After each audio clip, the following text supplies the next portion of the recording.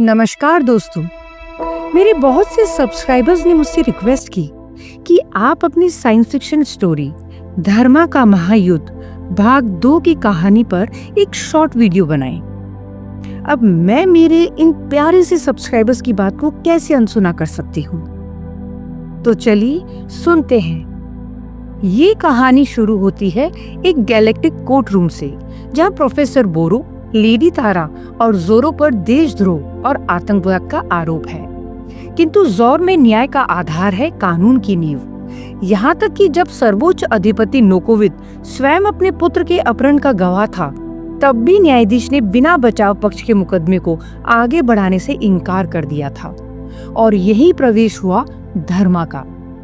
चालाक वकील नाना उसे केवल एक कार कंपनी से मुआवजा वसूलने के लिए इस्तेमाल करना चाहता था, परंतु धर्मा कोई मोहरा नहीं था। उसने अपनी तीक्ष्ण बुद्धि से नाना को ब्लैकमेल किया और तीनों आरोपियों की पैरवी के लिए बाध्य किया, और नियति का पहिया घूम गया। इसके बाद धर्मा ने स्वयं को गिरफ्तार होने दिया ताकि उसे मुक्त करे वो जिनसे पूरा जोर साम्राज्य थर्राता था, बिलीवर्स ऑफ बॉफ। उनके लिए धर्मा या तो एक फ्रॉड था या फिर भविष्यवाणी में बताए गए सन ऑफ गॉड। उन्होंने धर्मा को छुड़ा लिया था, परंतु अपने आप को सिद्ध करने के लिए धर्मा ने प्रण लिया कि वो अकेला दूरस्थ ग्रह X-141 पर जाएगा और उसे जनरल मजोलिन की दास्तां से मुक्त करवाएगा। यदि वो सफल हुआ तो बॉफ के अनुयायी मानेंगे कि वही सन ऑफ गॉड है। परंतु धर्मा का मार्ग कठिन था। पहली बाधा थी कॉज, इरिट्रिया का इमिग्रेशन, जो बिना अधिकार के उसे आगे जाने नहीं देता। यही उसने अपनी मानसिक चालों से वीवो, एक एंजेलियन अधिकारी को मोहित कर इस बाधा को पार कर लिया था। हालांकि जब नोकोविद को यह पता चला तो उसने वीवो को अयोग्य ठहराकर सेवा से निकाल दिया था, पर वीवो ने गिड़गिड़ाकर धर्मा को पकड़ने के लिए 1 वर्ष का समय मांगा और उसे नोकोविद ने वो 1 वर्ष दे दिया था। इधर X-141 से इरिट्रिया यात्रा के दौरान धर्मा का सामना हुआ अनंत प्रजाति थाइजर से। थाइजर ने धर्मा को उसका गुप्त वरदान, उसकी वो शक्ति बताई जो धर्मा के पास हमेशा से थी, परंतु उसे उसका ज्ञान नहीं था, आत्मा स्थानांतरण की शक्ति। धर्मा के भीतर 2 आत्माएं थी और वो अपनी आत्मा को किसी भी जीवित या निर्जीव रूप में स्थानांतरित कर सकता था, चाहे ये आत्माएं ब्रह्मांड में कहीं भी हो, पर वे सदा क्वांटम स्तर पर जुड़ी रहेंगी और धर्मा दोनों का अनुभव कर सकेगा। इस शक्ति से धर्मा X-141 पर पहुंच जाता है।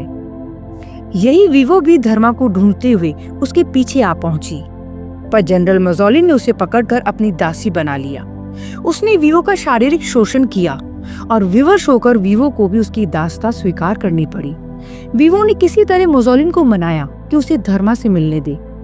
मजोलिन ने वीवो को धर्मा से मिलवा दिया था और यहीं से वो महायुद्ध शुरू होगा जिसकी मजोलिन ने कभी कल्पना भी नहीं की थी।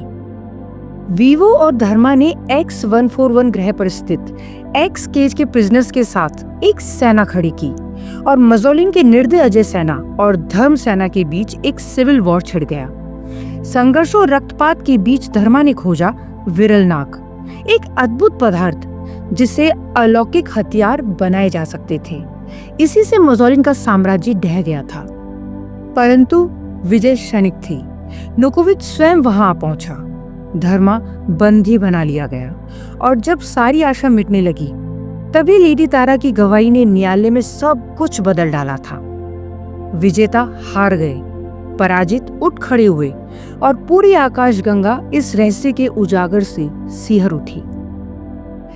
ये है धर्मा का महायुद्ध अनकही कथा भाग 2 की शॉर्ट स्टोरी।